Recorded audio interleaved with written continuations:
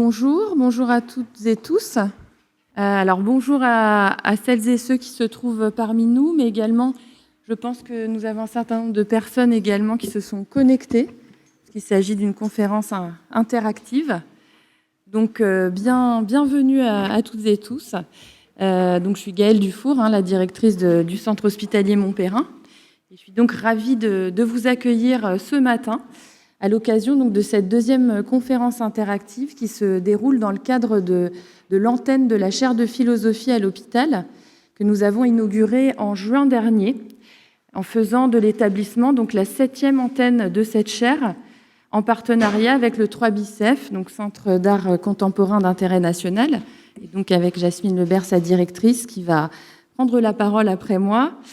Et donc nous avons souhaité la création de cette antenne de la chaire de philosophie à l'hôpital pour en fait mobiliser, pour relier les membres de la communauté hospitalière de Montperrin et développer une pratique qui est en fait déjà bien ancrée dans l'établissement de réflexion croisée entre les mondes du soin, des arts et de la culture et les sciences humaines. Et cette démarche, elle vit depuis de nombreuses années également à travers donc le 3BICEF, mais aussi à travers le comité d'éthique du centre hospitalier, présidé par Len Senges, qui va prendre la parole également, et aussi plus récemment dans le cadre du réseau Art Soins Citoyenneté, qui a été créé il y a quelques semaines et donc dont Jasmine dira également quelques mots. Alors, nous sommes en effet convaincus que ce croisement des regards, dans un aller-retour entre théorie et pratique, et en intégrant le plus possible les personnes concernées et les usagers, constitue une richesse qui est vraiment précieuse pour penser et, in fine, améliorer nos pratiques afin de mieux prendre en soin nos patients, mais aussi prendre soin les uns des autres en tant que communauté, et apporter notre pierre à la construction d'une société plus inclusive et plus juste. C'est notre projet ambitieux, peut-être un peu utopique, mais en tout cas, c'est le projet que nous poursuivons ensemble. Donc, pour sa première année de fonctionnement de cette antenne, de la chaire, nous avons choisi d'organiser un cycle de conférences autour du thème « Faire corps commun autour de l'impératif d'humanité ». Il s'agit donc de penser, d'interroger et de travailler sur la notion de communauté soignante. Qu'est-ce qui nous relie au sein de la communauté de soins ici à Montperrin ? Donc la première conférence de juin s'est déroulée sur le thème « L'art comme levier de soins ». Et pour celle d'aujourd'hui, le groupe de travail, qui est composé de représentants de l'hôpital, de professionnels notamment soignants, du comité d'éthique et du 3BICEF, est donc accompagné par les équipes de la chaire. Le thème suivant a été retenu, faire exister plusieurs voix, la psychiatrie à l'écoute. Et donc cette conférence se déroule également dans le cadre de la semaine d'information sur la santé mentale. Donc je remercie l'ensemble des personnes qui ont œuvré à son organisation et je vous souhaite à toutes et tous une excellente conférence.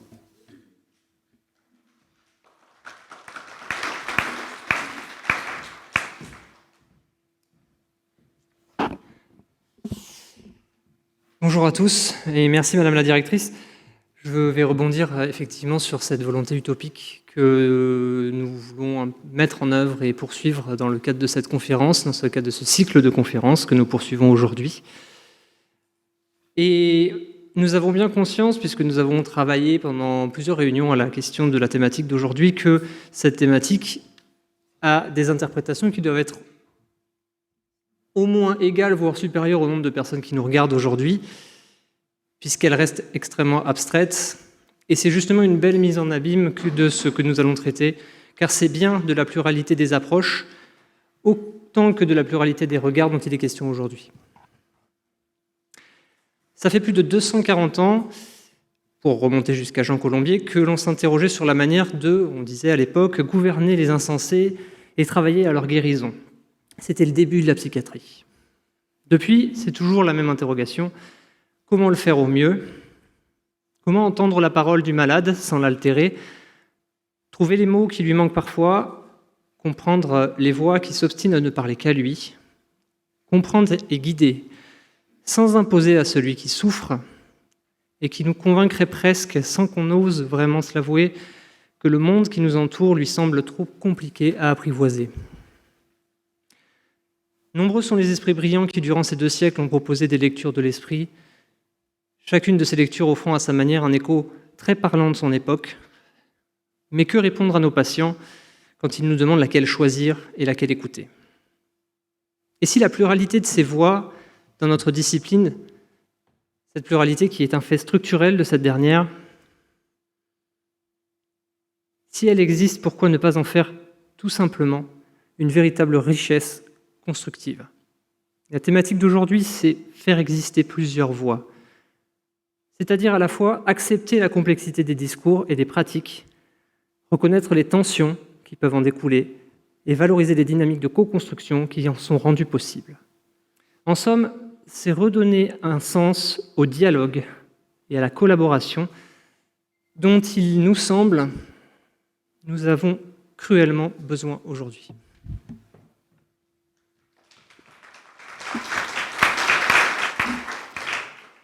Merci Hélène. Bonjour à toutes et à tous. Donc cette antenne, effectivement, comme le disait il y a un instant Gaëlle Dufour, cette antenne s'inscrit aussi dans les activités du réseau Art Soins Citoyenneté, donc cofondé par le 3 Bicef, Centre d'Art, et le Centre Hospitalier Montperrin, reliant des lieux et des structures croisant création artistique et environnement de soins dans toutes les dimensions du soin autour d'enjeux de citoyenneté. Art Soins Citoyenneté est à la fois une plateforme de co-construction des savoirs expérientiels et sensibles en lien avec des savoirs théoriques à partir d'une grande diversité de points de vue. Le format de ces conférences, nous l'avons souhaité interactif. Donc chaque conférence part de la parole, du témoignage, de l'expérience clinique des praticiens et des praticiennes du centre hospitalier Montperrin qui peuvent être associés à d'autres expériences, d'autres établissements, suivis d'interventions de théoriciens/théoriciennes invités qui peuvent être associés d'autres invités, y compris mêlés à la parole des personnes concernées et aussi à celle des processus de création artistique. La question de la pluralité des voix VOIX et des voix VOIES serait donc inhérente à la psychiatrie. Le courant de psychiatrie communautaire Open Dialogue, dialogue ouvert, né en Finlande au début des années 80, revendique même le dialogisme, en référence à l'écrivain Dostoïevski, le fait de faire coexister plusieurs points de vue, de faire entendre toutes les voix. Dans cette conférence, il sera autant question des différentes pratiques en psychiatrie, incluant des nouvelles approches cliniques, que les voix sensibles des personnes concernées, ces voix qui peuvent être considérées bien entendu comme des symptômes pour établir un diagnostic, mais aussi, comme le porte le réseau des entendeurs de voix, comme des voix à prendre en compte, à écouter et avec lesquelles apprendre à composer et à vivre. La question qui nous intéresse aujourd'hui, c'est comment cette polyphonie, cette pluralité des approches peut-elle trouver une cohésion et faire communauté de soins avec les patientes et les patients. Vous avez reçu un texte en entrant dans la salle, qui est un extrait de l'Ordre du discours de Michel Foucault, paru en 1971, qui nous a été proposé par Myriam Korishi, responsable des antennes de la chaire de philosophie, avec qui nous travaillons au sein de ce groupe de travail sur ce cycle de conférences et qui fait référence à la notion d'écoute.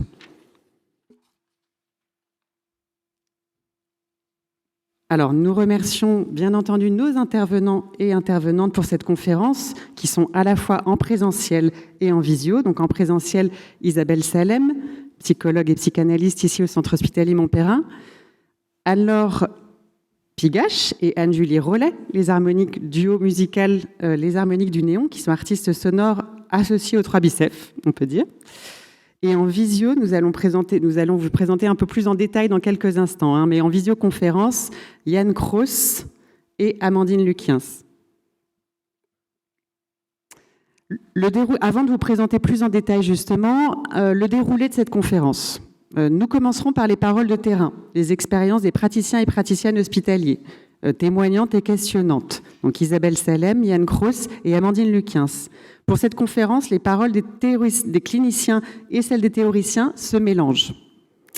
Un deuxième temps sera celui des répondantes, qui sont aujourd'hui les voix artistiques, les harmoniques du Néon, qui ouvriront d'autres perspectives théoriques, pratiques et sensibles. Et un troisième moment dialectique sera celui d'un échange avec vous toutes et tous.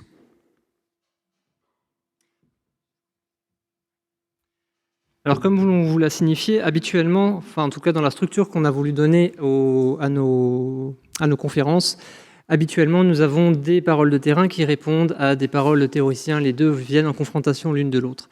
Il s'est avéré, pendant la construction de cette conférence, que les paroles des théoriciens et les paroles des personnels de terrain se mélangent, puisqu'on a énormément de personnels qui sont à la fois dans la question du terrain et dans la question de la théorie et de la recherche. Et justement, ça nous semblait intéressant parce qu'on est toujours dans cette question-là de la polyphonie, de la question des voix qui se mélangent, des voix qui parfois ont l'air de rentrer soit en confrontation, mais qui s'avèrent en fait fonctionner de concert dans le parcours de ces différentes personnes.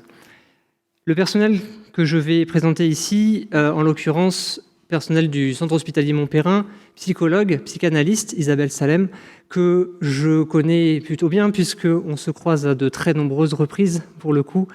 Membre également du comité d'éthique de l'hôpital de Montperrin depuis au moins 3 ans, plus que ça même maintenant. Praticienne depuis 1990. Vous travaillez également, tout comme moi, à la cellule d'urgence médico-psychologique du département. Vous avez participé aux attentats de Nice en tant que membre de la CUMP, justement, qui a été envoyé en renfort sur les attentats de Nice en 2016.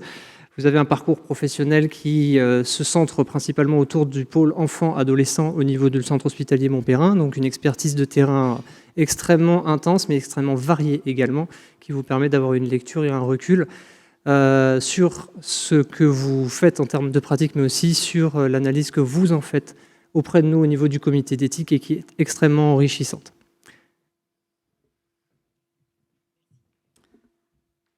Alors, Yann Kroos, qui est en visioconférence avec nous. Je ne sais pas si on peut peut-être voir... Voilà, Yann Kroos, bonjour. Vous êtes chercheur en philosophie de la clinique et psychiatrie, en pédopsychiatrie, associé à l'hôpital Sainte-Anne, à Paris 1 et à Lausanne. Vos travaux portent sur l'épistémologie de la psychiatrie, avec le double souci de développer une philosophie de la psychiatrie continentale et contributive. Vous êtes psychiatre praticien hospitalier au groupe hospitalo-universitaire Paris Psychiatrie Neurosciences Sainte-Anne et exercez également vos activités cliniques à l'hôpital auprès d'enfants, d'adolescents et de jeunes adultes. Dans le cadre de la chaire de philosophie à l'hôpital, vous animez un groupe de chercheurs étudiant l'écriture professionnelle et les usages des écrits en pratique clinique dans les services de psychiatrie. J'en viens à présenter Madame Amandine Luquens. Donc Amandine Luquens, vous êtes professeure des universités et praticienne également. Vous êtes hospitalière, chercheuse clinicienne, vous êtes spécialiste en addictologie, vous êtes docteur en neurosciences, spécialiste des sciences cognitives, et vous travaillez donc dans le service d'addictologie du CHU de Nîmes, titulaire d'un master en santé publique. Et vous avez procédé à un focus sur les thérapies psychédéliques, qui a mené donc à une première étude pilote sur les psychothérapies augmentées, par notamment la psilocybine. Donc c'est l'une des premières études de cette nature-là en France, au sein de l'antenne du Gros du Roi du CHU de Nîmes. Et les harmoniques du néon ici présentes, Anne-Laure Pigache et Anne-Julie Rollet, donc vous formez ce duo qui œuvre depuis 2012 dans le champ des musiques contemporaines, installé à Grenoble. Anne-Laure Pigache est vocaliste et performeuse, Anne-Julie Rollet est musicienne et artiste sonore, et ensemble vous avez créé une dizaine de spectacles et de performances qui relient musique électroacoustique, improvisation et création radiophonique. Les dispositifs d'écoute sont au centre de vos recherches artistiques. Vous avez notamment travaillé avec le réseau des entendeurs de voix pour 2 créations, Le bord de la bande, puis Écoutez l'ombre, qui a été travaillé, accueilli et diffusé au 3 Bicef. Vous serez les répondantes de cette conférence avec un rebond artistique aux expériences cliniques qui nous sont présentées par les praticiens hospitaliers, ouvrant donc un rapport plus large à la voix et aux notions d'écoute et de polyphonie. Et on commence donc par Isabelle Salem. On vous écoute. Bonjour à tous. Donc je vais vous lire le petit texte concernant mon travail en expérience de CUMP. C'est l'urgence médico-psychologique qui est mise en place à la suite d'événements climatiques ou d'attentats, donc des événements majeurs avec des morts. Voilà, donc le préfet, le SAMU sont les structures qui déclenchent les CUMP et nous sommes dans les membres du personnel de Montperrin des volontaires. Donc, l'expérience de la CUM sera choisie comme socle paradigmatique de cette question de la pluralité dans le soin, pouvant faire cohésion pour élever ce soin à la dimension d'humanité.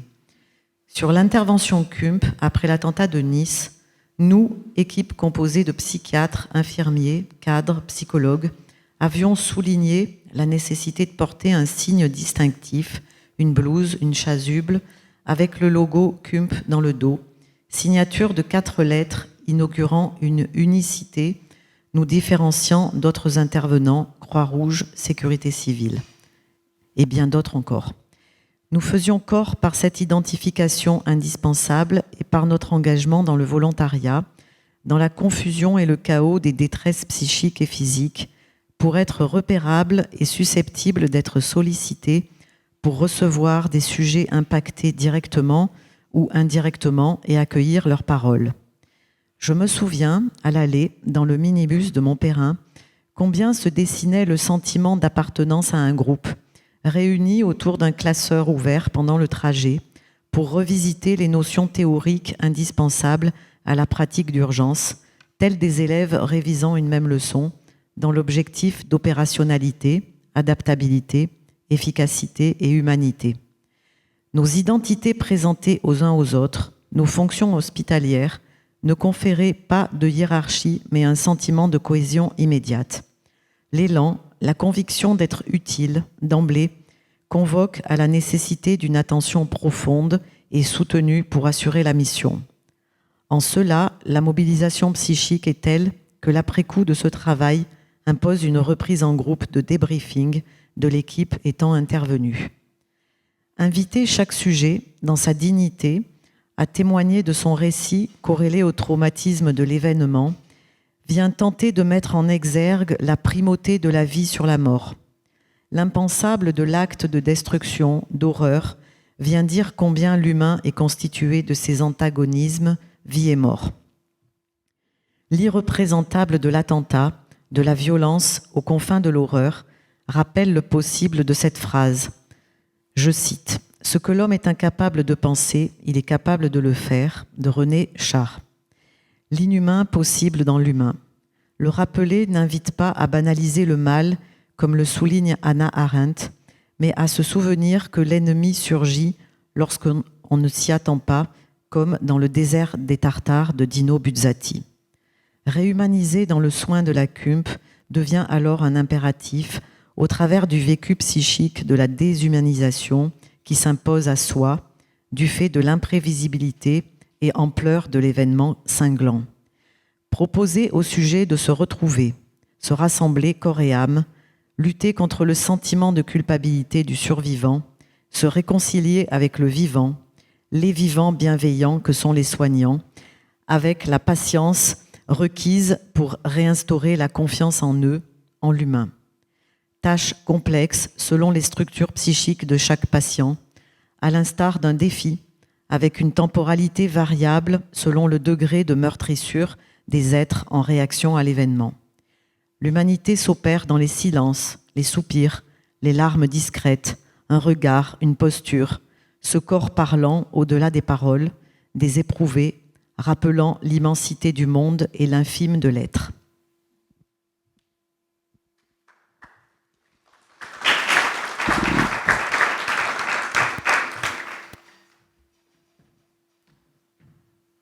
Merci. Merci Isabelle. Ah, ça marche plus. Merci Isabelle. On invite maintenant Yann Kroos. Yann Kroos, est-ce que vous êtes avec nous? Oui, bonjour à tous. J'espère que vous m'entendez bien. Oui, parfaitement. Bonjour. Très bien. Bonjour.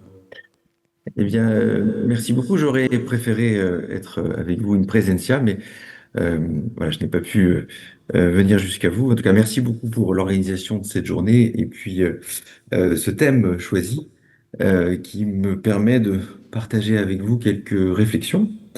Donc sur cette question de la psychiatrie à l'écoute et de ces voix multiples à entendre.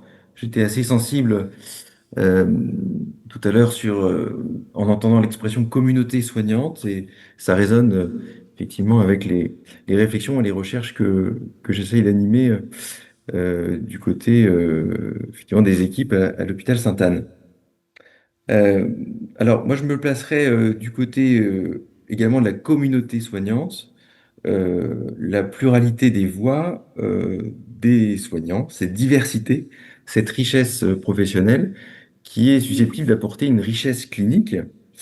Euh, et on s'est posé au sein du groupe de recherche que j'anime la question finalement des supports de cette écoute et en particulier des supports écrits de l'écoute. Alors, ça peut paraître un tout petit peu décalé, mais il y a des rapports très, très étroits, je pense, entre la question de l'écoute, effectivement, on serait plutôt du côté des voix, de l'oralité, et la question de l'écrit, de l'écriture, de la pratique de l'écriture, du côté des professionnels soignants.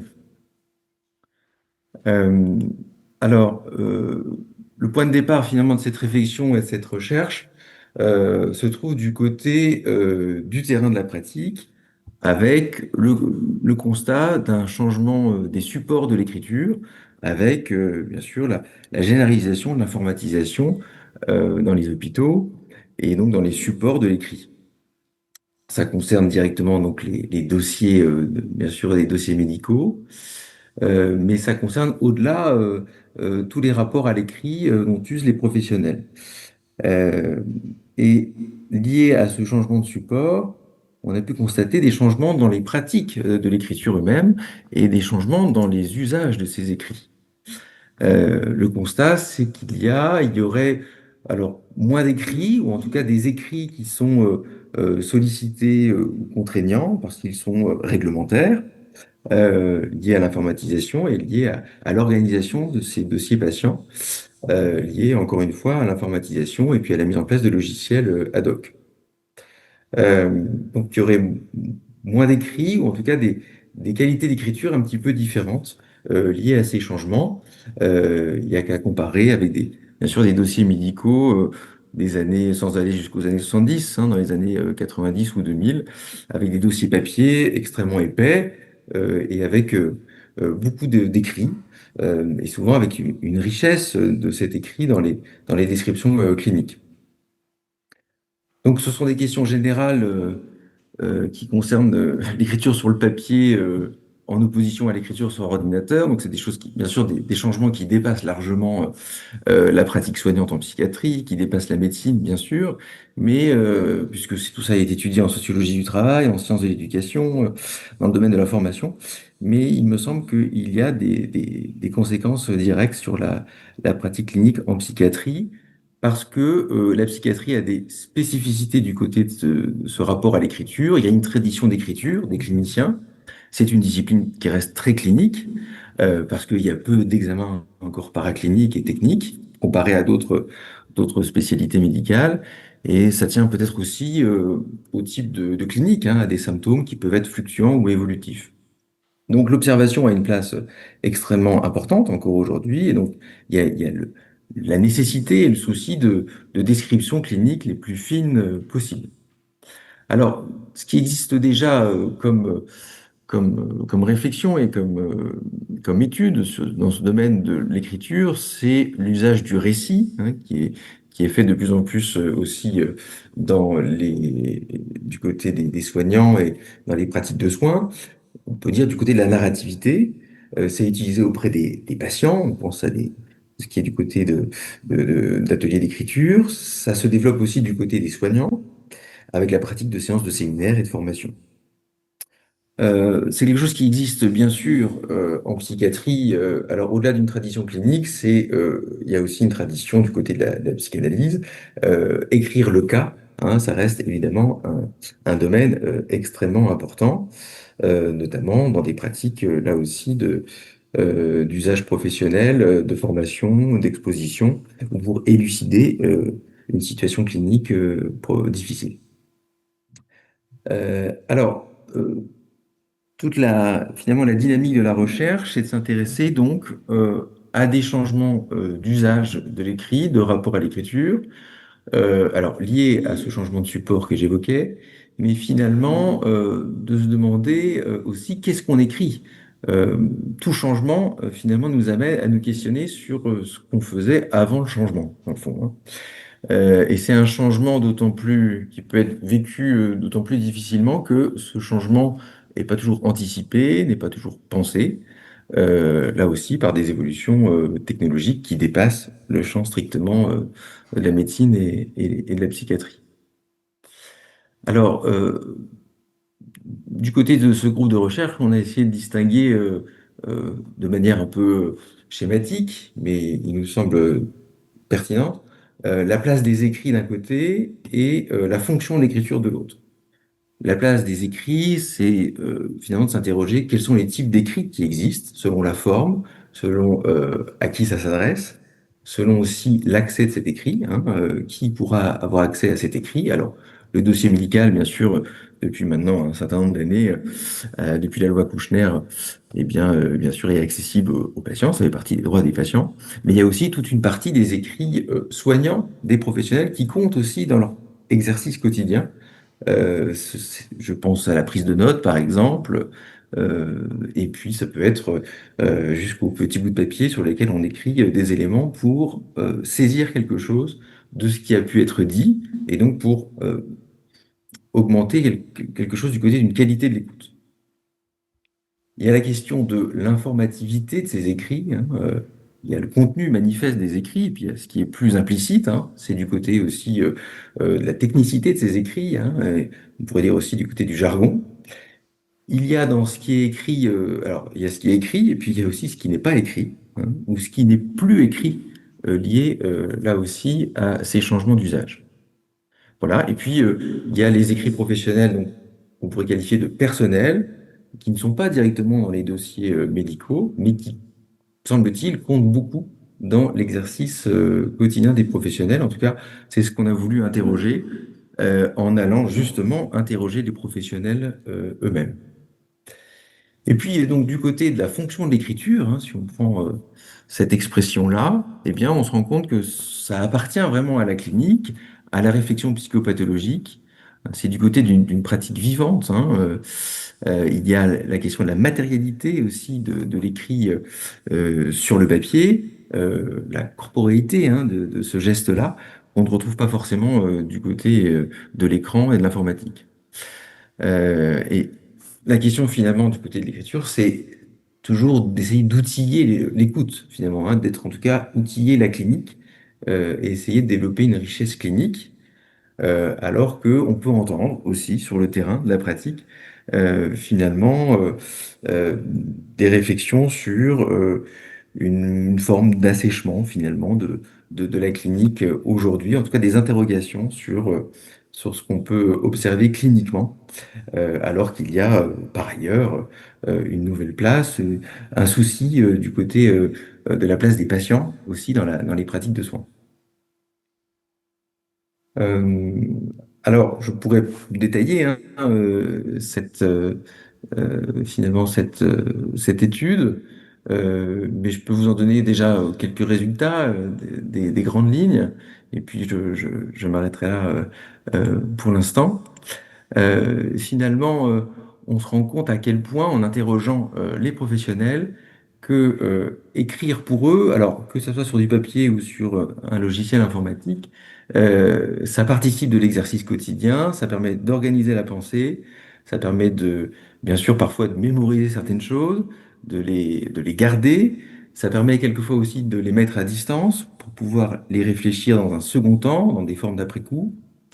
Ça permet bien sûr de partager. Là, c'est l'intérêt de l'outil informatique.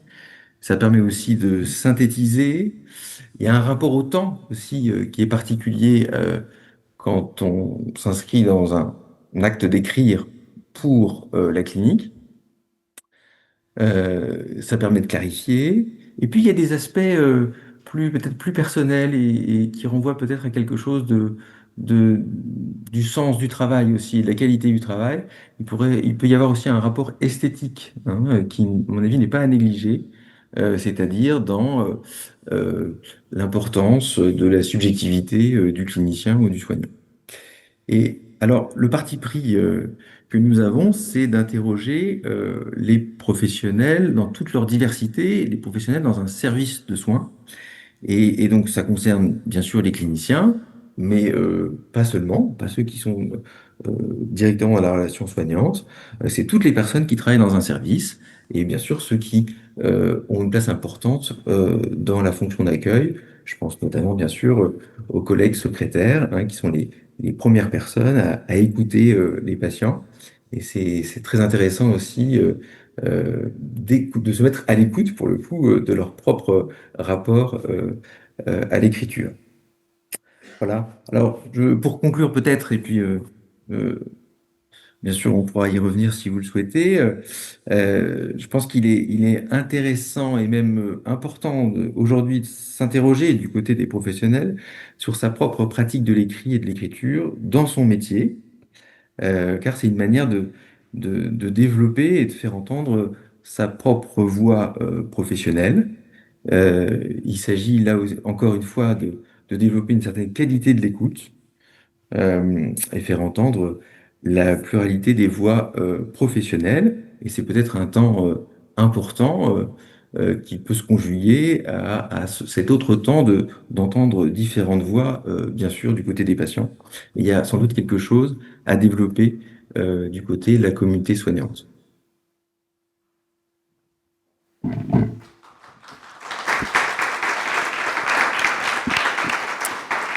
Merci beaucoup, merci pour votre intervention. Le paramédical que je suis aura quelques questions après qui bouillonnent déjà.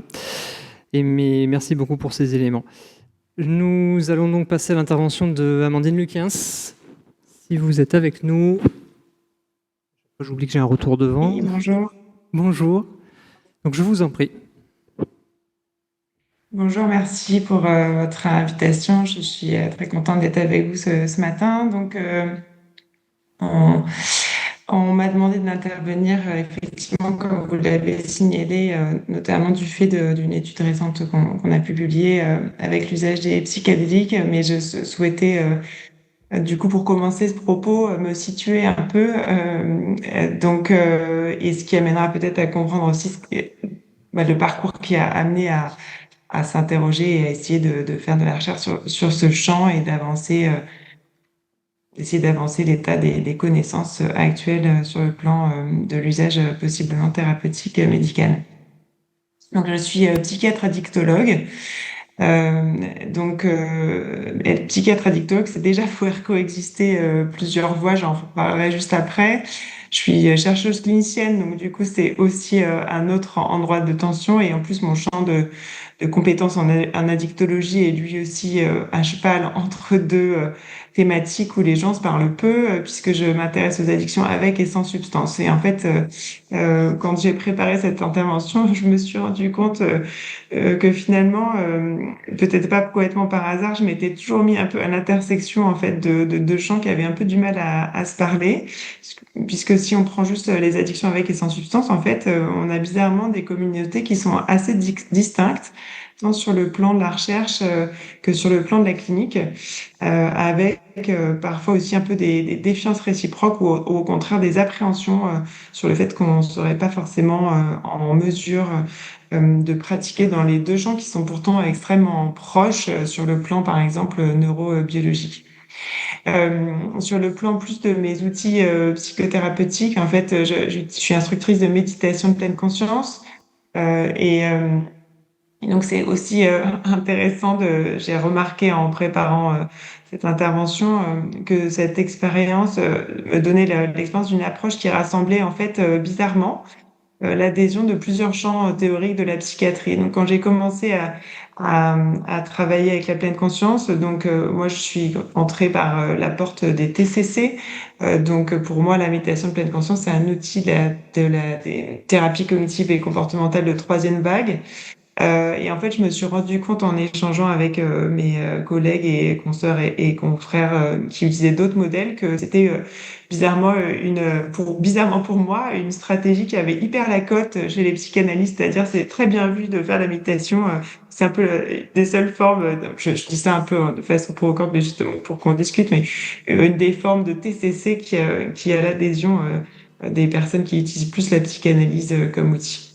Donc, du coup, je trouvais ça assez amusant de faire ce constat. Et sur le plan, comme je vous disais, de la pathologie duelle, donc ce champ en fait clinique et de recherche qui s'intéresse aux personnes qui vivent avec une addiction, mais qui vivent aussi avec un autre trouble mental. Là aussi, en fait, c'est un champ de la psychiatrie où les patients peinent vraiment à se faire entendre. Donc, j'ai pas besoin, je pense, de vous convaincre que les pathologies mentales sont extrêmement stigmatisées en population générale, mais en fait, il se trouve que les pathologies addictologiques le sont en fait à un degré supplémentaire et que quand on cumule en fait ces deux troubles, alors on se trouve face à une des pathologies, voire les pathologies qui sont les plus stigmatisées parmi tous les états de santé différents.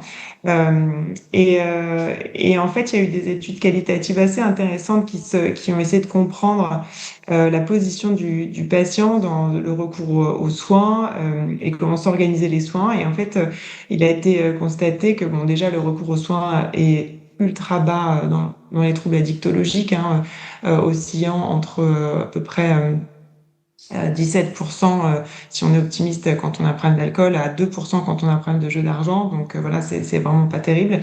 Et en plus, quand les patients finissent par accéder aux soins, en fait, ils se retrouvent avec des professionnels de soins qui se parlent pas. Quand ils ont une pathologie duelle, donc ces études qualitatives, elles ont montré que la plainte principale des patients dans cette situation, c'était qu'en fait, elles devaient faire avec le discours de leur psychiatre, qui leur disait une chose, leur donnait des conseils différents en fait de leur addictologue qui leur disait autre chose et qu'en fait il avait l'impression d'être un peu comme dans une famille dysfonctionnelle où c'était à eux de faire l'intermédiaire entre leurs soignants. Donc cet état des lieux qui date de quelques années dans cette étude en particulier, en fait malheureusement n'a pas beaucoup évolué malgré par exemple la création d'un diplôme universitaire pathologie duelle justement pour lutter en fait contre cet état de fait du soin et augmenter les compétences croisées en fait donc on a monté il y a 5 ans maintenant à l'Université de Montpellier. Alors si j'avance un peu dans ces thématiques et que je relève un peu ces différentes voies qui coexistent et qui dirigent mon travail, du coup je constate que en fait mon champ de recherche il a été justement jusqu'à présent structuré par la recherche sur les interventions non médicamenteuses. Donc j'ai justement étudié différentes approches soit sur le registre plutôt de la prévention, mais aussi de la remédiation cognitive et plus récemment actuellement donc de la méditation de pleine conscience, donc avec un essai en cours qu'on est en train de terminer en fait dans tout l'usage de l'alcool. Et donc du coup ça paraît peut-être un peu bizarre que je sois maintenant engagée dans les recherches sur les psychédéliques qui sont en fait catégorisées sur le plan en tout cas réglementaire comme des approches médicamenteuses. En fait, c'est vraiment pour moi un endroit vraiment intéressant dans le soin puisque les psychédéliques sont un peu le substrat qui utilise l'articulation possible, voire probablement de mon point de vue en tout cas nécessaire entre l'approche médicamenteuse et la psychothérapie. Donc pour ceux qui connaissent pas trop les psychédéliques, donc les psychédéliques ce sont des substances la représentation sociétale en fait de ces substances, c'est que ce sont des substances hallucinogènes, c'est l'effet aigu le plus bruyant et le plus connu qui peut être aussi utilisé à visée récréative d'ailleurs dans la société, mais ce sont surtout des substances qui provoquent des états de conscience modifiés.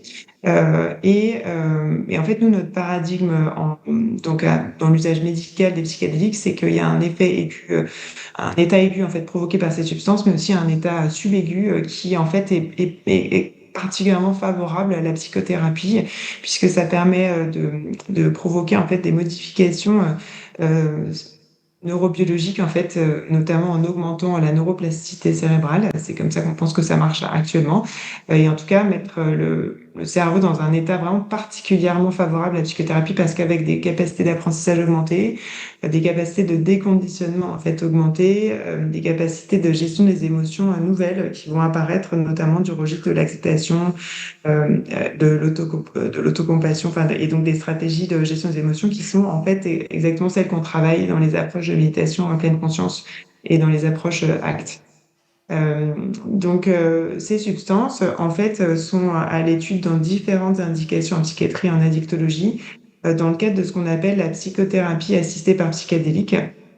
Donc, qu'est-ce que ça veut dire, en fait, la psychothérapie assistée par psychédélique? À la base, en fait, c'est surtout une façon, donc une structure donc un cycle plutôt, on va dire, qui associe la préparation des patients en amont de l'administration du médicament, puis un accompagnement plutôt assez passif pendant les sessions où les patients sont dans un état de conscience modifié, et puis en fait un travail d'intégration après.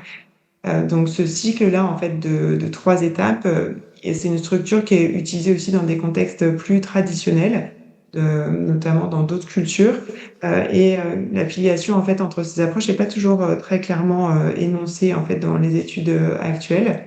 Et donc, ce qui sous-entend déjà, en fait, un dialogue dans la façon dont ont été conceptualisées ces approches de psychothérapie assistée par psychique entre les connaissances scientifiques, les cliniciens et les chercheurs, et aussi des connaissances plus grises qui sont issues d'autres milieux. Donc, ce qu'on appelle donc la PAP, elle a un premier but, en fait, c'est de limiter les effets adverses qui peuvent se produire quand on est sous psychédélique, c'est-à-dire que les patients supportent bien, en fait, cet état qui peut être particulièrement challengeant sur le plan des émotions.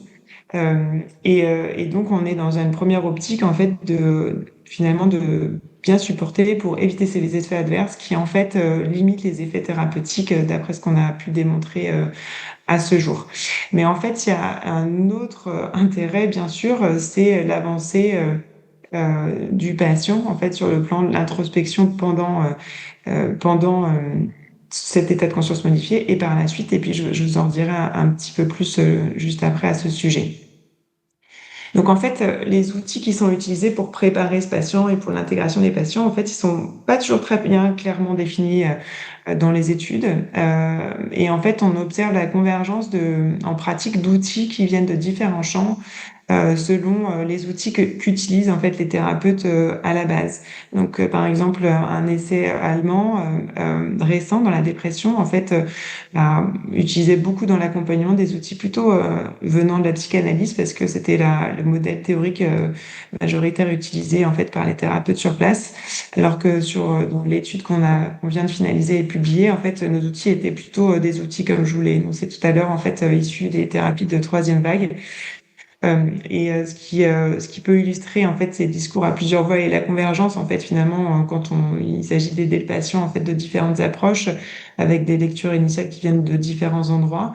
Ça a été une expérience récente en fait de formation qu'on a dispensée en fait à des thérapeutes qui souhaitaient s'engager dans la PAP et donc j'ai fait avec 2 collègues, donc une collègue qui utilisait des outils en fait qui ressemblaient aux miens, donc plutôt issus de la TCC 3e vague, et donc un de ses collègues allemands qui utilisait des outils plutôt du registre de la psychanalyse, et on a pu faire l'expérience en fait même finalement de la proximité de nos outils, mais aussi des différences qui pouvaient s'enrichir mutuellement en termes d'accompagnement, ne serait-ce que sur l'expérience aiguë des patients.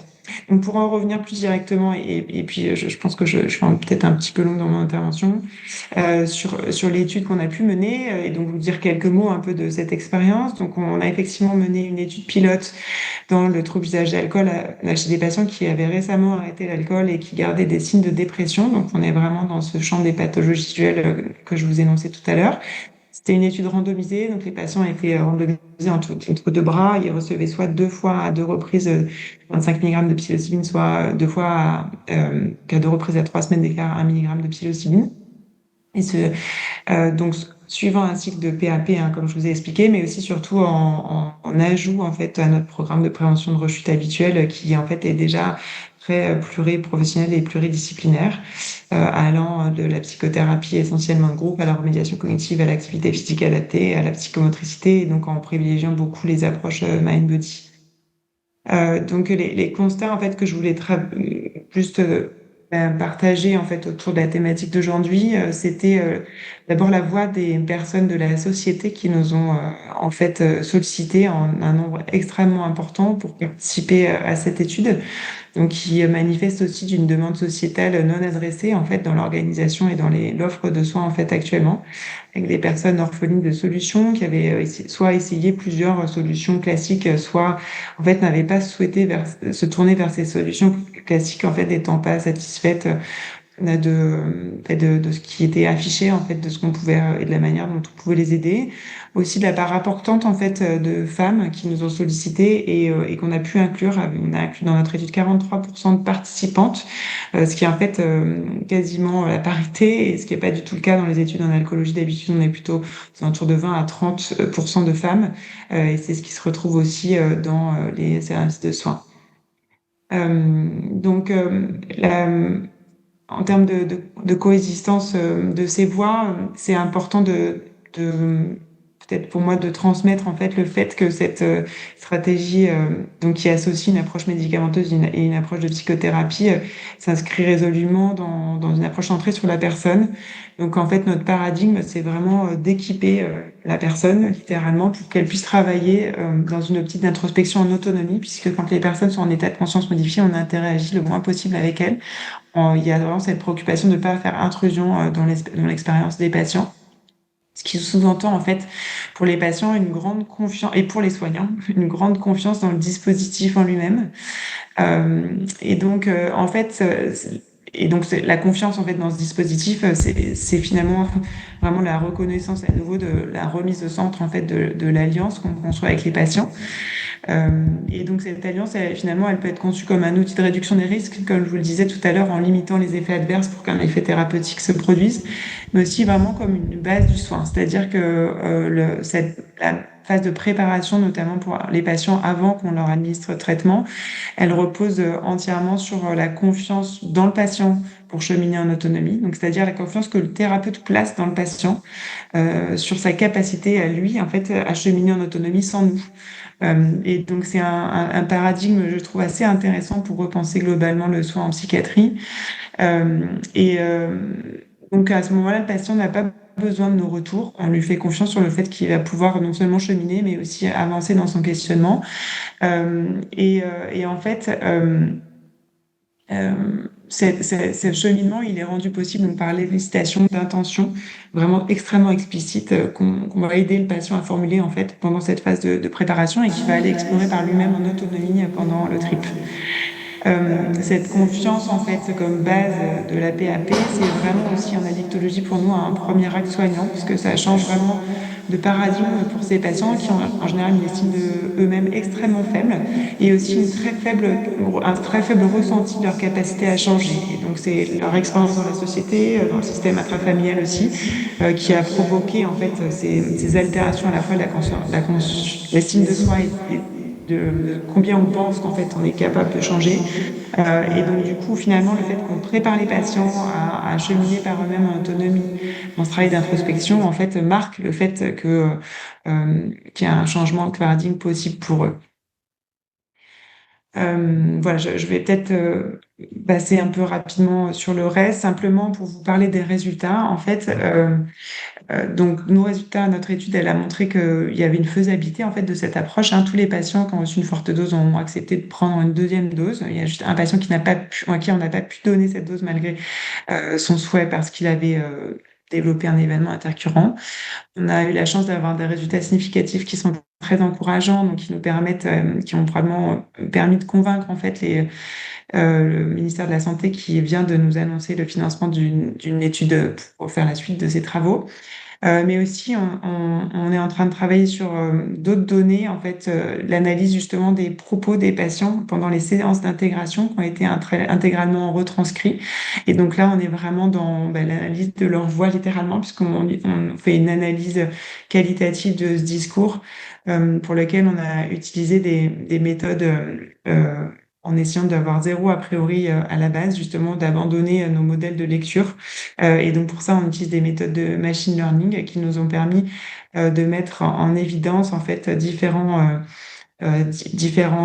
outils, enfin différentes thématiques et différents axes qui semblaient associés au fait de répondre à ce traitement, et notamment le fait d'avoir un discours intérieur vraiment assez riche qui déjà en fait lors de la première session en autonomie fait apparaître des mécanismes de restructuration cognitive, de diffusion, de distanciation avec des schémas de pensée habituels, mais aussi en fait en autonomie d'accès à des stratégies de gestion des émotions différentes de d'habitude, et notamment du registre de l'acceptation.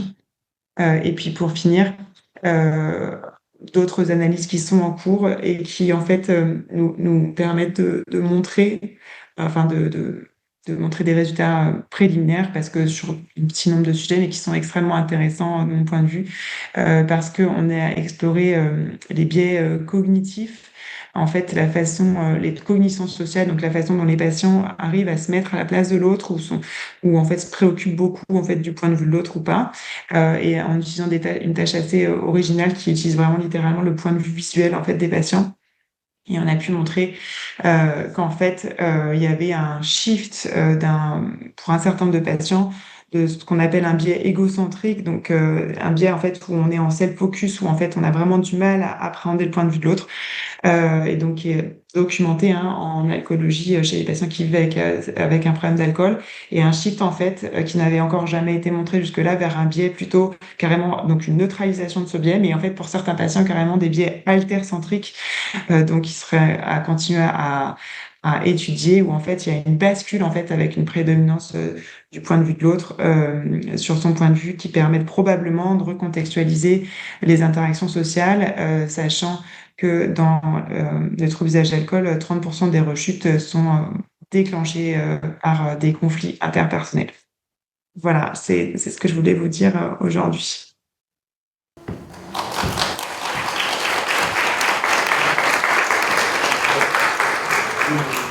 Merci beaucoup, Amandine Leclerc, et merci beaucoup à vous trois pour vos trois témoignages, expériences et recherches.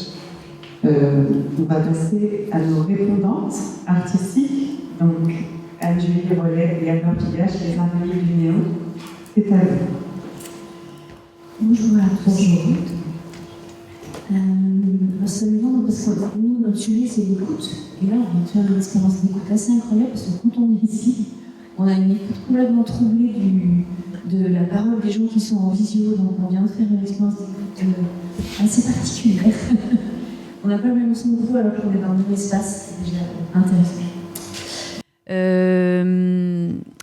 Nous, avec Anne-Julie, on a pas mal travaillé avec comme le disait Jasmine en présentation, avec le réseau des entendeurs de voix.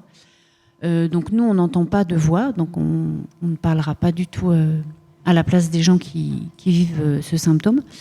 Par contre, ça a été vraiment un grand trajet de déplacement, de rencontrer le réseau des entendeurs de voix, qui est une vraie communauté, où le soutien communautaire, en tout cas, est très important, notamment parce que les groupes de parole où les gens se réunissent pour partager leur expérience et se proposer un support et un soutien, souvent il n'y a pas de soignants ou de thérapeutes dans ces groupes. Après, il y a d'autres modalités où ils ouvrent à la présence de soignants, mais en tout cas, le rapport est toujours proposé par les gens qui entendent les voix. Donc les soignants peuvent être invités, mais leur place souvent est assez précisée par les invitants, sont les gens qui entendent des voix et non pas les soignants. Donc voilà, on a travaillé, on a eu la chance d'être invités dans les groupes de parole, où on a pu, avec nos enregistreurs, on était dans une présence silencieuse, mais en tout cas, on pouvait enregistrer les échanges qui avaient lieu entre les personnes qui entendaient des voix. Donc bien sûr, juste par notre présence, même silencieuse, mais avec un enregistreur, on avait une induction sur ce qui se passait, puisque des gens nous ont rapporté qu'après, les voix sont venues se plaindre qu'on était là et qu'on enregistrait leurs paroles. Donc ça a été un autre endroit de mise en discussion avec eux, où on a été obligé un petit peu de s'impliquer dans la relation avec les voix, puisque on nous y invitait. Donc on a dit qu'on était prête les voix pouvaient venir nous parler si elles avaient un problème avec le fait qu'on enregistre. Et après de tout ce travail-là, on a fait une œuvre artistique. Et en tout cas, ce qui était assez marquant pour nous, c'était à la fois de comprendre que les gens parlaient principalement de la relation qu'ils avaient avec les voix, donc un rapport, on va dire, d'écoute avec les voix, comment eux décidaient par les groupes de parole et par les conseils qui se donnent entre eux, comment ils décidaient de se mettre à l'écoute des voix qu'ils avaient en eux, plutôt que de ne pas les écouter et de chercher à les éviter. Donc il y a cette chose un peu célèbre, parce qu'elle circule beaucoup dans le réseau des entendeurs de voix, elle circule dans les témoignages, que pour avoir un petit peu d'apaisement, on donne rendez-vous à ces voix. Donc on dit, là, je ne suis pas disponible, mais par contre, je vous donne rendez-vous à 18h, et à 18h, je vous écoute complètement. Donc il y a plusieurs entendeurs de voix qui parlent de ce tricks un peu qu'ils utilisent comme un rendez-vous de mise à l'écoute et qui instaure forcément une transformation de la relation avec les voix. Donc les gens nous ont beaucoup parlé et on a mis aussi beaucoup de temps à entendre que c'est de ça dont ils parlaient, de la relation avec les voix.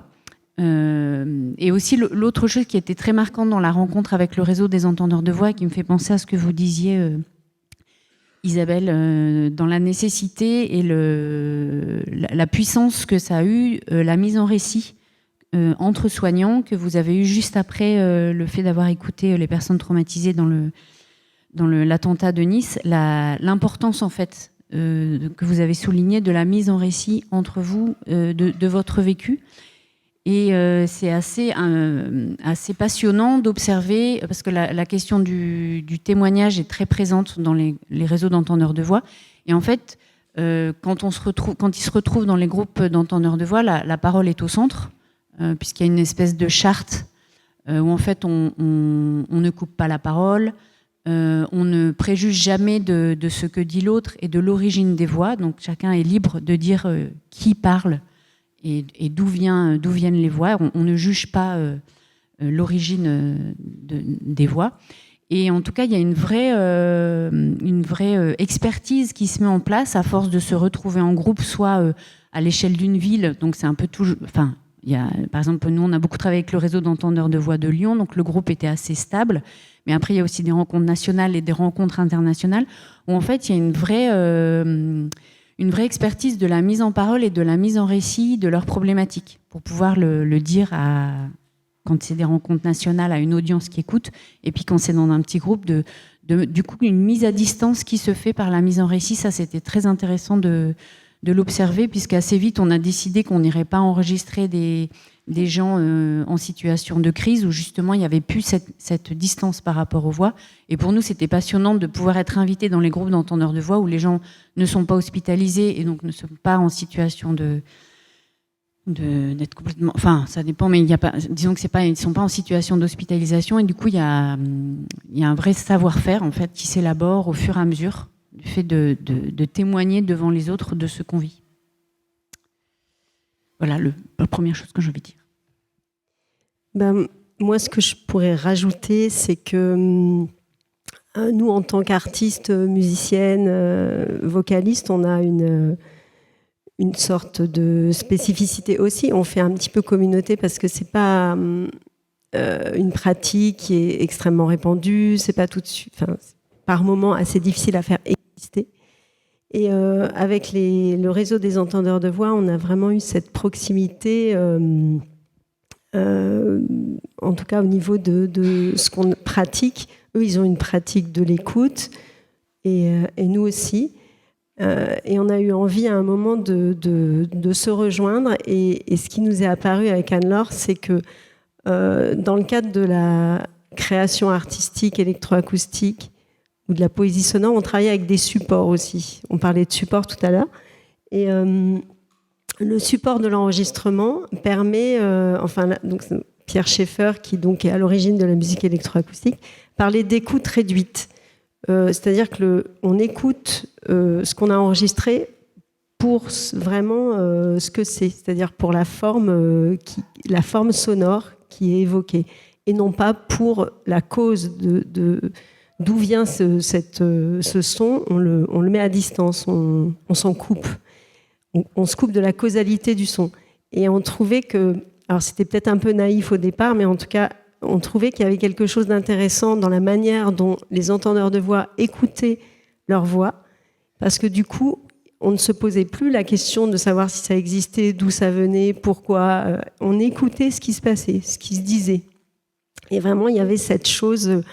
on s'est un peu retrouvés, c'est qu'à un moment, on se met à écouter le son pour ce qu'il est. Donc, aussi bien, ce qui est un peu notre pratique à nous, pour ce qu'il raconte, mais aussi pour ce qu'il évoque en termes de sonorité, pour la forme qu'il prend, pour l'émotion qu'il peut engager, etc. Et du coup, c'était assez étonnant et assez drôle les relations qu'on a pu avoir quand ils ont écouté ce qu'on avait fait, comme on a fait œuvre, parce que ils trouvaient qu'on faisait un peu n'importe quoi. Enfin, je veux dire que ils trouvaient qu'on avait un rapport au son qui était vraiment étonnant, et finalement, ça a aussi permis une sorte d'apaisement, d'être en relation avec nous, puisqu'on avait, il y avait une dimension un petit peu étrange. Et ils nous ont souvent dit que nous aussi, on était un peu étranges. Voilà. Et ça, c'était une manière très forte de les rencontrer. Et après, moi, j'avais aussi envie de rajouter que c'est très compliqué Enfin, moi, je trouve ça compliqué de travailler avec la musique et la voix, mais en même temps, c'est très excitant, parce que quand on raconte des choses, on se met à écouter du sens, et si on veut rester dans la musique, c'est vraiment un enjeu hyper fort. Et donc voilà, ça c'était par rapport au récit, aux voix. C'est-à-dire que nous, on s'intéresse, oui, à ce qui se raconte, mais beaucoup à comment ça se raconte et quelle musique ça fabrique. Oui, je rajouterais peut-être juste que nous, on n'est pas du tout thérapeute, et je trouve que c'est vraiment important, je trouve ça passionnant en tout cas que les institutions de soins permettent à des gens comme nous qui ne viennent pas avec un travail thérapeutique, mais c'est formidable de pouvoir être accepté dans ces institutions-là, parce qu'on poursuit d'autres objectifs de manière très sérieuse et très exigeante. Et après, on a des retours des soignants que des choses se passent et qui nous échappent, mais qu'en tout cas, en étant réellement préoccupés, nous, par la question de l'écoute et de comment les choses se disent au niveau sonore, et de voir aussi toute la potentialité musicale d'une parole, d'ouvrir ces champs-là sans, a priori, d'objectifs thérapeutiques, comment ça vient étayer, en fait, les systèmes polyphoniques qui se mettent en place dans les institutions de soins. Et à chaque fois que nous, on a une expérience, je me dis, mais quelle chance de pouvoir être accepté avec notre naïveté, nos incompétences, nos ignorances. Enfin là, il y a plein de choses qui se racontent. Il y a du vocabulaire que moi, je n'ai pas. Je me dis, est-ce que je suis légitime à être là? Parce qu'en fait, je suis artiste, j'y connais rien. Je connais pas l'histoire, ou très peu l'histoire de la psychiatrie que les gens qui travaillent dans ces endroits connaissent davantage, et puis connaissent toutes les propositions différentes qui sont faites, et parfois antagonistes. Et c'est quand même vraiment, je pense, très important, en tout cas dans les rencontres qu'on vit avec les gens, et les gens qui travaillent, et les patients, de sentir qu'en venant d'ailleurs, en fait, on nous fait une place, et que ça produit des choses qui nous échappent. Et je rajouterais quelque chose par rapport à ça, parce que il y a quand même quelque chose du risque, je trouve, qui est important de parler, parce que effectivement, comme disait Anne-Laure, on nous fait confiance, et on n'a pas de visée thérapeutique, en tout cas au départ. Et parfois, il arrive qu'on se plante aussi, qu'on ne soit pas au bon endroit, ou qu'on déclenche des choses. Donc parce qu'effectivement, on n'a pas l'expertise que les soignants ont de repérer. Et ce qui est vraiment super, et notamment dans des institutions, c'est de sentir qu'on peut compter sur les autres, et qu'on a quand même le droit de prendre ses risques et de se planter un peu, parce que c'est aussi notre travail de chercher. Et qu'il y a une équipe derrière nous qui peut, elle, par contre, recadrer, ou nous dire, voilà. Donc c'est aussi cette triangulaire entre des personnes, des usagers, des soignants et nous, qui fonctionne, en tout cas quand ça fonctionne. C'est hyper important que nous, on puisse garder un endroit aussi d'expérimentation.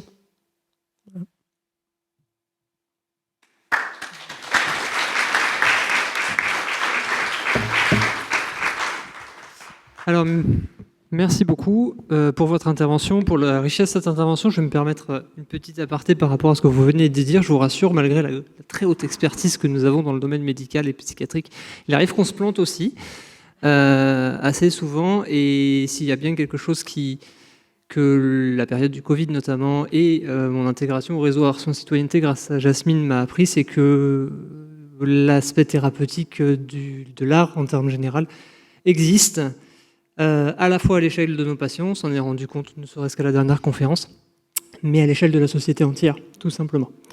Donc il y a vraiment des choses à apprendre et à construire dans la collaboration entre le milieu du soin et le milieu artistique. On s'en rend compte tous les jours au niveau de l'hôpital de Montpellier, ne serait-ce que par la collaboration avec le 3BICEF. Donc on va pouvoir passer à la phase des questions. Donc, on va commencer par les questions du public qui est présent ici en présentiel et éventuellement après les questions qui auraient été posées ou qui sont en train d'être posées sur le chat de la visio. Et n'hésitez pas on prendra les questions, à bien couper vos micros et ouvrir le micro uniquement lorsque vous prenez la parole si vous êtes en visio avec nous. Merci. Une première question.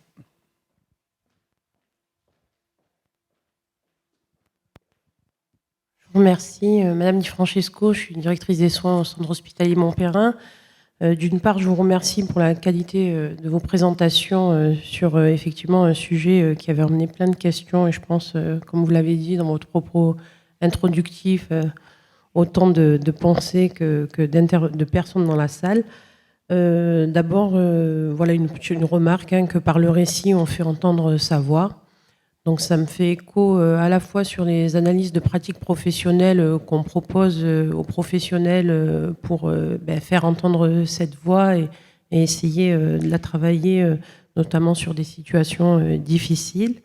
Et ça me fait écho sur également les récits sur la douleur qui ont été proposés cette semaine par le CLUD d'usagers et qui, à leur lecture, ces témoignages nous apportent bien plus que certaines lectures. Voilà, donc ça, c'était pour faire entendre sa voix. Et j'avais une question pour Monsieur Cros, du GHU de Sainte-Anne, sur le fait, sur sa position sur l'intelligence artificielle, puisque aujourd'hui, on a aussi des récits de professionnels qui nous disent que l'outillage par l'intelligence artificielle permet d'accompagner la rencontre à l'autre, par exemple d'enregistrer un entretien d'accueil dans un CMP, ça permet de rendre du temps aux professionnels soignants. Et là, contrario, j'entends que c'est important de rester dans l'écriture, dans le récit, pour s'approprier les éléments cliniques et la sémiologie du patient accueilli. Voilà, donc je voulais avoir un petit peu son avis, puisqu'on est un petit peu partagé sur ces questions-là.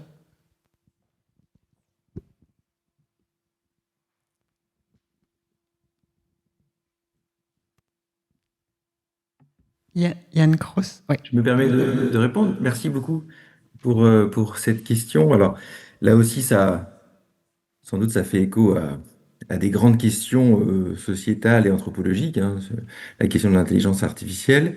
Ce à quoi ça me fait penser, c'est peut-être, puisque vous évoquez un souci d'efficacité, c'est la question du temps soignant, le temps qu'on consacre finalement à l'écoute et à l'écriture. C'est un élément que j'ai pas peut-être suffisamment mentionné dans la courte présentation. On interroge effectivement le temps très concrètement. Hein, on pose la question aux professionnels, quel temps vous prenez pour écrire dans votre exercice quotidien? Et là, les réponses sont extrêmement variables, hein. Alors, en termes quantitatifs purs, le nombre d'heures, bon, et puis comment ça s'organise? Est-ce que c'est juste après un rendez-vous? Est-ce que c'est en fin de journée? Est-ce que vous prenez une demi-journée pour certains cliniciens? Enfin, demi-journée en tout cas, un temps dédié par semaine pour ça, pour reprendre un certain nombre d'entretiens. Bon. Cette question de l'intelligence artificielle, c'est effectivement, il y aurait une espèce d'objectif comme ça de saisir l'ensemble du discours finalement du patient dans sa totalité, une forme de souci d'exhaustivité qui me paraît, oui, du côté d'un idéal, et puis pour en faire quoi? La question enfin, l'intérêt de l'écriture du clinicien, c'est qu'il écrit, et c'est déjà un acte, quand bien même il colligerait finalement le discours du patient avec des verbatims. Et c'est toute une part, bien sûr, aussi hein, de l'écriture professionnelle du clinicien, saisir des verbatims, il y a des phrases, il y a des mots, mais il y a déjà ce travail, évidemment, de sélection, d'écoute, qu'est-ce qu'on écrit, quels verbatim on va écrire, lesquels on va pas écrire, c'est déjà tout un travail, et donc d'avoir comme ça saisi l'ensemble du discours par l'intelligence artificielle, bon, c'est une espèce de nouveauté technologique que permet la technologie.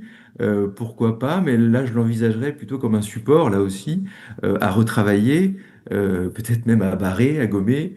Bon, on sait que aujourd'hui, donc c'est tout à fait efficace, mais sur certains plans, mais c'est pas complètement. Enfin, il y a des mots en trop, il y a des mots qui manquent. Quand il suffit d'écrire un SMS et l'écriture automatique vous propose bien sûr des mots sans que vous le voulier. Enfin, donc, quelquefois, il faut se battre même contre le logiciel ou l'intelligence artificielle pour écrire le mot que l'on veut écrire. Bon, vous voyez, donc là, après, ça renvoie à des grandes questions du côté de l'intelligence artificielle. Mais je questionnerais en tout cas finalement ce souhait de saisir exhaustivement ce qu'a pu dire le patient et c'est peut-être pas ça le fond de la question. C'est peut-être plutôt la pluralité des regards, sans doute. En tout cas, la qualité du regard qu'on peut porter, qu'on peut avoir, du regard et de l'écoute.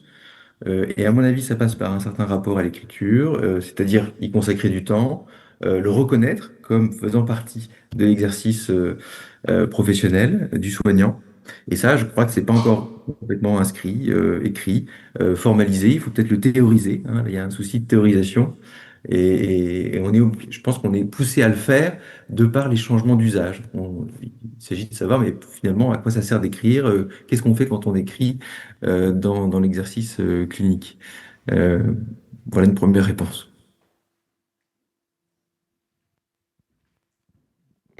Je vais profiter de la question, je vais rebondir dessus justement à double titre parce que la question de l'intelligence artificielle avait été proposée déjà cette année pour la journée de travail du comité d'éthique. On est parti sur autre chose pour 2025, mais c'est une thématique, l'aspect éthique de l'utilisation de l'intelligence artificielle dans le soin, c'est quelque chose qui a l'air de bien se positionner pour la problématique du comité justement pour le colloque de 2026, donc à voir. Mais je rebondis là-dessus sur un autre aspect par rapport à la question des écrits, parce que vous parlez justement de la question de l'exhaustivité et des écrits vis-à-vis des soignants. Il y a un type d'écrit, c'est pour ça que je parlais de mon expérience paramédicale tout à l'heure, il y a un type d'écrit quotidien dans le monde du soin, en psychiatrie et dans le soin en général. C'est les relèves paramédicales en l'occurrence, où nous, infirmiers principalement, justement, on note des éléments clés, des éléments qui sont là pour justement identifier la problématique clinique actuelle du patient, son histoire, etc. Mais du coup, c'est extrêmement résumé, on prend des informations qui sont parcellaires, qui nous paraissent prioritaires. Donc je voulais savoir si c'est un type d'écrit auquel vous aviez potentiellement accès, parce que c'est clairement des écrits qui sont très éphémères hein, dans le monde du soin paramédical. Ils durent la journée, en général ils sont jetés et éliminés. Et je pense qu'en termes de priorisation, de sélectivité du discours, des informations du soin et du rapport du soignant vers le patient, que ce soit en psychiatrie, en somatique, voire même en comparaison l'un et l'autre, peut-être que ça peut être quelque chose d'assez enrichissant en termes d'analyse de la lecture du soignant en l'occurrence. Oui, merci beaucoup. Nous avons interrogé différents professionnels, les infirmiers, infirmières, y compris bien sûr.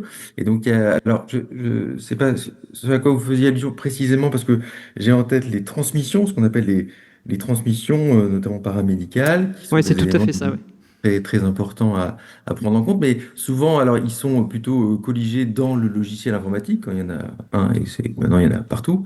Et donc, ça fait partie des écrits, on va dire, obligatoires ou contraignants, enfin, demandés aux professionnels qu'il faut fournir. Et là aussi, quel rapport a le professionnel avec ces écrits?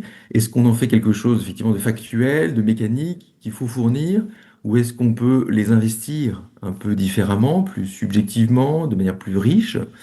Bon, ça c'est intéressant d'interroger les professionnels eux-mêmes dans ce rapport-là et de les amener à cette réflexion. Voilà, et certains l'ont d'emblée et d'autres finalement la développent au moment où on leur pose aussi ce genre de questions. Mais là aussi, ça demande une certaine forme de distance, de prendre le temps. Et on a aussi des récits, bien sûr, de soignants enfin, voilà, qui ont des journées extrêmement remplies, qui ont très peu de temps, et ce temps de prise de notes, c'est un temps aussi, justement, qui n'est pas au contact direct du patient, un temps un petit peu à distance, un pas de côté.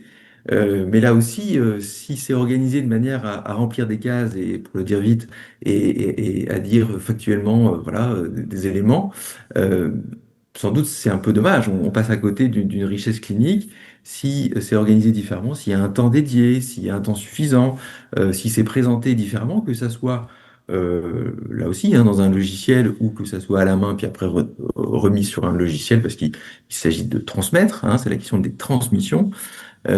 Finalement, c'est assez différent. Ensuite, quand on interroge effectivement les soignants paramédicaux, eh bien, il y a aussi tout ce qui est écrit et transmis, mais qui n'est pas dans le logiciel et qui va être écrit sur un bout de papier et qui va servir de support à une transmission orale. Parce que bien sûr, si on commence à parler de l'écrit, forcément, on est amené à parler aussi du pendant, c'est-à-dire de l'oral, tout ce qui se transmet oralement de la clinique. Ça, c'est évidemment tout un pan majeur, je pense, l'exercice clinique et thérapeutique en psychiatrie. Mais là aussi, il y a un rôle de l'écrit qui est pas forcément, qu'on n'a pas forcément en tête, mais qui est de l'ordre du pense-bête, d'un petit carnet. Chacun, voilà, a ses petits outils finalement du côté du support écrit. Mais c'est des petites choses, vous voyez, des petits détails, mais qui font partie de l'exercice quotidien, là aussi, et qu'on voulait nous valoriser, en tout cas faire entendre, et qui fait partie de ces voix riches et multiples des professionnels en psychiatrie.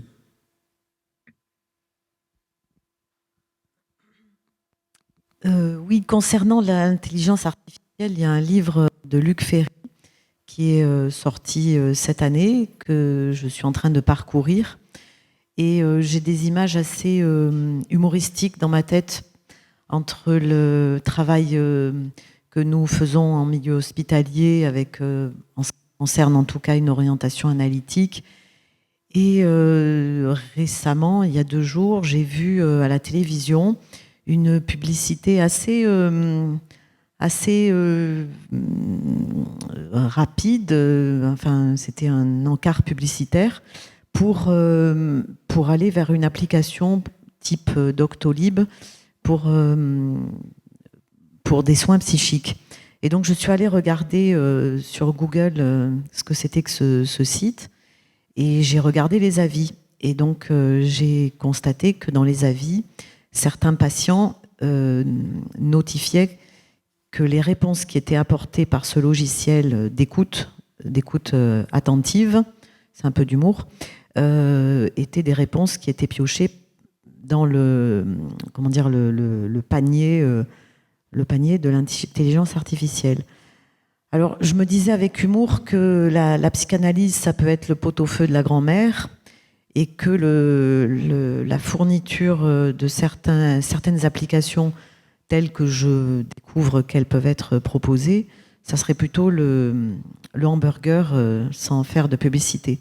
Alors je me disais, est-ce que vous avez envie d'aller dans votre remémoration d'un travail d'échange autour d'un repas avec le pot-au-feu de la grand-mère? Est-ce que cette remémoration est plus marquante que le passage dans un snack pour un hamburger? Voilà, donc j'ai envie de mettre un peu d'humour parce que je ne suis pas contre l'apport de l'intelligence artificielle qui va créer des emplois un petit peu nouveaux, du type ingénieur en recherche, ingénieur en des items dont doit se saisir l'intelligence artificielle pour se présenter comme un outil le plus large possible à fournir à celui qui l'interroge. Autre chose, dans la pratique avec les patients, Alors, moi, j'ai ma pratique de psychologue clinicienne et j'ai aussi une pratique d'expert psychologue. Donc, dans la notion de transfert et de contre-transfert, ce qui est important, c'est de se rendre compte que dans un temps T, quand on interroge un patient, alors ça, c'est plutôt dans la pratique hospitalière, j'ai le confort de l'idée du temps, de la temporalité. Ce que je n'ai pas dans la pratique expertale. Et j'ai l'impression de me comparer plus à un logiciel d'intelligence artificielle, parce que quand j'interroge quelqu'un pour une rédaction et que je dois en faire un écrit, quand j'arrive ensuite 2 ans après ou 3 ans après à la barre pour témoigner de mon travail dans un procès d'assises, je me rends compte que, en fonction de mon état d'écoute par rapport au sujet que j'interroge, que j'ai en face de moi, il y a des pans de zones que je n'ai pas interrogées, à mon grand regret, et où je me dis, ah ben oui, je pourrais être tel un robot et y avoir pensé plus tôt. Ce qu'il faut, à mon avis, interroger, c'est qu'est-ce que fait le patient d'un renvoi qu'on peut lui faire avec notre contre-transfert, de quoi peut-il se saisir pour aller vers un mieux, comparativement à l'intelligence artificielle qui apporterait beaucoup plus d'éléments en un temps unique et au travers duquel il y aurait un processus je cherche le mot, de résistance et qui ferait qu'il ne retiendrait pas tout ce que l'intelligence artificielle lui apporterait au temps T. Voilà, j'en dis pas plus parce que je suis un peu bavarde. Oui, alors ça renvoie aussi en partie à ce que disait Yann Gross par rapport à ce qu'on oublie, ce dont on se rappelle. Et après, on en parle assez fréquemment dans les thérapies. Hein. L'oubli, que ce soit de la part du patient ou que ce soit de la part du thérapeute, fait partie aussi de l'échange. Hein, donc c'est des éléments à questionner. L'intelligence artificielle étant ce qu'elle est, elle n'oublie, elle est censée du moins rien oublier. Par contre, elle sélectionne les informations. Donc c'est un outil. Et il est nécessaire, effectivement, dans le monde du soin, notamment en psychiatrie, de le questionner. Donc c'est effectivement quelque chose qui, je pense, reviendra l'année prochaine. Vous êtes bien sûr tous invités. Est-ce que vous avez d'autres questions dans la salle ? Moi, j'en ai une, mais j'en ai une à destination d'Amandine Luquiens, parce que vous parliez de l'état modifié, donc l'état de conscience modifié, et en l'occurrence, c'est quelque chose qui résonne beaucoup dans le cadre de ma pratique. Je pense que ça résonne aussi beaucoup dans la pratique d'Isabelle Salem, puisque c'est une problématique, une question qui se pose dans les thérapies qui sont liées au traumatisme. À la fois dans les thérapies liées au traumatisme, mais aussi au traumatisme lui-même, puisque dans l'étude du psychotraumatisme, on a cette question de l'état de conscience modifié qui crée un encodage particulier au niveau de la mémoire, crée un encodage particulier au niveau des événements qui sont pertraumatiques, qui peuvent donc créer justement des fonctionnements de dissociation qui sont temporaires, mais qui peuvent avoir des incidences pathologiques même, hein, sur de la longue durée, qui parfois sont mal diagnostiquées. Pour le coup, je sors tout juste d'un DU de psychotraumatologie où justement j'ai traité de la question du sous-diagnostic de cette pathologie, où il y a des problématiques pathologiques que les patients traînent parfois pendant des années sans avoir notion que ça peut être lié à un événement traumatique antérieur et qui est lié justement à cet état de conscience modifié. Je voulais savoir si vous aviez pu échanger avec des spécialistes de la psychotraumatologie qui, je le sais, sont très actifs dans le monde de la recherche, notamment dans la région parisienne, et si vous aviez pu échanger justement sur les expériences que vous aviez par rapport à ces états de conscience modifiés. Je suis désolée, je suis pas sûre d'avoir complètement compris la question. Peut-être c'est moi qui ai eu une petite rupture attentionnelle. J'ai pas bien compris si vous parliez de trauma induit ou de. En fait, le mécanisme du trauma, du psychotraumatisme implique un état de conscience modifié dans certains cas, hein, dans des états de ce qu'on appelle le stress dépassé. Notamment, on a des patients qui, dans une situation traumatique, pour schématiser. Pour les gens qui nous regardent, l'exemple le plus parlant, c'est la question des attentats. Hein, dans une situation de stress extrême, comme celle d'un attentat où il y a un risque de mort imminente, Il y a pas beaucoup de patients qui se retrouvent dans un état de stress dépassé où ils dissocient et ils se retrouvent, de par cet état de stress intense, dans un état de conscience qui est modifié. Et ils encodent les informations du coup des événements qui sont en train de se dérouler autour d'eux de manière extrêmement détaillée. Toutes ces informations sont encodées quasiment de manière brute et sont, alors l'image qu'on a tendance à donner dans le domaine de la psychotraumatologie, ils sont mis sous cloche. Et en général, du coup, ils sont assez difficilement accessibles après coup. Et la thérapie, dans le cadre de le psychotrauma, utilise les états de conscience modifiés. Alors, pas par les psychédéliques à ce stade, mais utilise les états de conscience modifiés pour essayer de retravailler dans un espace sécurisant les souvenirs qui ont été encodés pendant le traumatisme. Ma question, c'était de savoir si vous aviez justement échangé avec cette spécialité qui utilise et qui fait pas mal de recherches autour justement des états dissociatifs et des états de conscience modifiés à la fois sur le plan pathologique et sur le plan de la thérapie. Merci d'avoir reformulé. Je ne suis pas complètement sûre de rattacher, et qu'il y ait un rattachement neurobiologique pour le coup entre les états dissociatifs et d'autres états de conscience modifiés. Mais peut-être que c'est vraiment un défaut de connaissance de ma part. Pour moi, les états dissociatifs, c'est plutôt en fait... Enfin, la lecture clinique que je vais avoir, c'est plutôt un état... comment dire, pour en reformuler, pour rattacher à ce que je dois dire après, mais comme vous dites, un état dépassé où en fait c'est une espèce de cas extrême finalement de suppression émotionnelle qui va faire bugger d'autres fonctions cérébrales, mais je suis pas sûre que littéralement ça soit commun d'utiliser le terme d'état de conscience modifié pour caractériser un état dissociatif. Enfin, en tout cas, moi, je n'utilise pas ce terme de cette manière-là, mais peut-être que c'est le cas, je sais pas. Par contre, effectivement, il y a plein de thérapies qui existent déjà, qui utilisent déjà des états de conscience modifiés sans substance, et puis d'autres états qui sont à l'étude, pas forcément perçus comme des thérapies à l'heure actuelle. Je pense bien sûr à l'hypnose, le MDR dans une certaine mesure, la méditation, comme je disais, donc qui sont des états de conscience modifiés pour le coup, aussi certaines formes de transe qui sont à l'étude dans certaines indications médicales actuellement.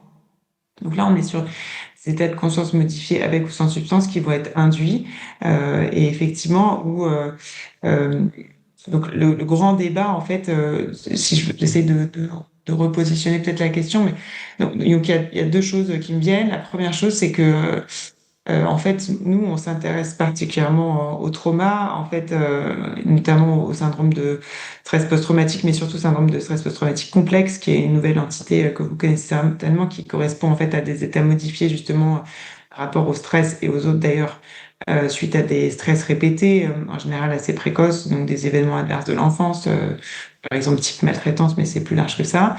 Et en fait, on s'est rendu compte dans notre étude que les patients qui avaient des hauts scores de trauma, enfin de syndrome de stress post-traumatique, y compris complexe, en fait, à l'inclusion de notre étude, en fait, répondaient mieux au traitement. Donc, il y a vraiment cette hypothèse sous-jacente. Il y a dans les psychédéliques, je parle, des études qui commencent à sortir dans le PTSD d'ailleurs aussi, vraiment plus définies chez les vétérans, et donc qui envisagent effectivement cet état de conscience modifié comme favorable au traitement probablement de trauma.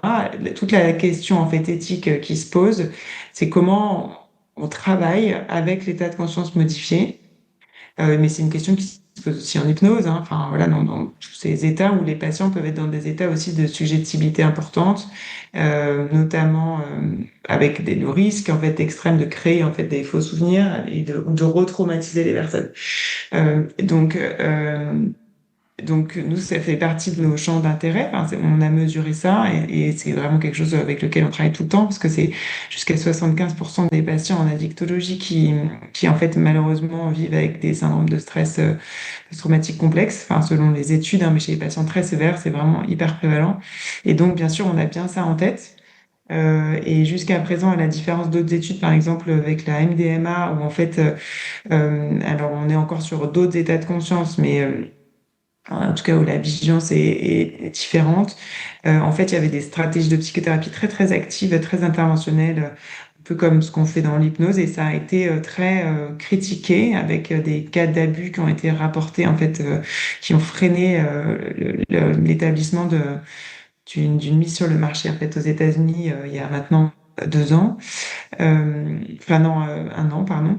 Donc, du coup, c'est vraiment des choses qui sont très étudiées de comment on va utiliser l'état de conscience modifié pour avancer en psychothérapie et avec la pensée d'abord de ne pas nuire, comme on a tout le temps en médecine.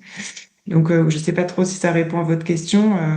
Bien sûr, ça semble particulièrement d'intérêt de travailler dans ce type d'état de conscience, mais pourquoi faire et à quel moment, ça c'est encore quelque chose qui est vraiment à l'étude.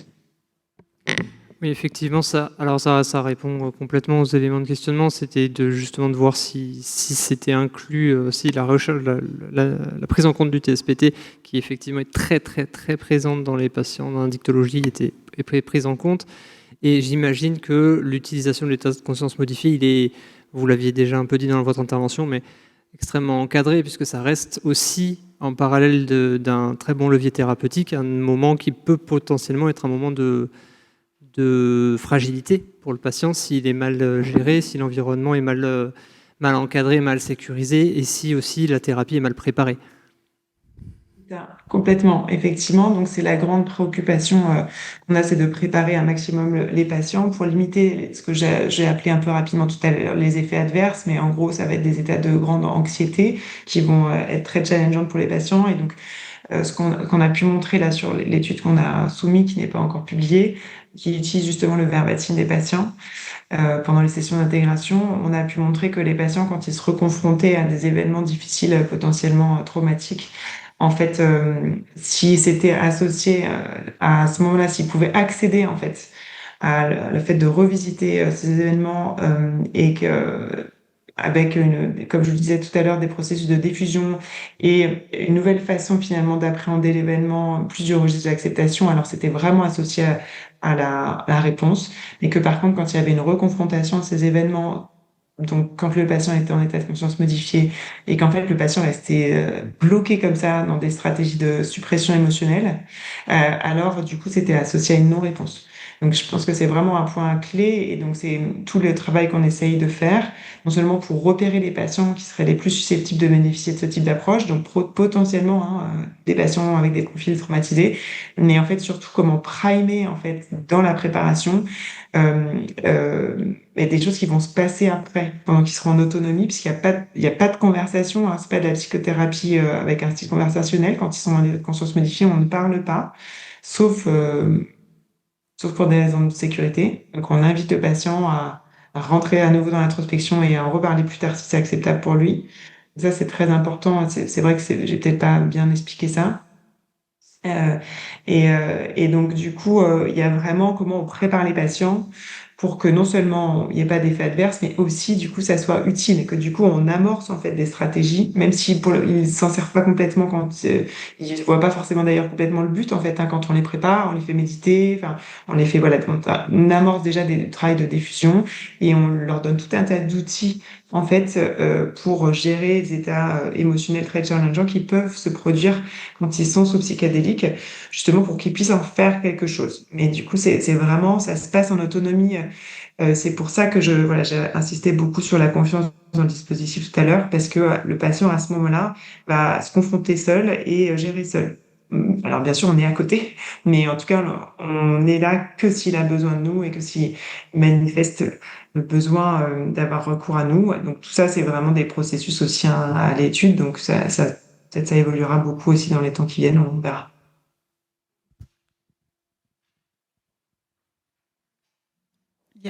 Est-ce que je pourrais juste réagir? Ça me fait penser à quelque chose auquel on est confronté aussi, nous, sur la question de l'intime. Parce que effectivement, on s'est plusieurs fois retrouvé dans des situations où on capte une parole dans une certaine disposition, un certain protocole, avec un casque, donc avec où la personne, elle se sent libre de nous donner une parole parfois très intime, et la question se pose souvent de comment on fait la trajectoire que va prendre cette intimité sur une installation sonore vue par plein de gens, écoutée, etc.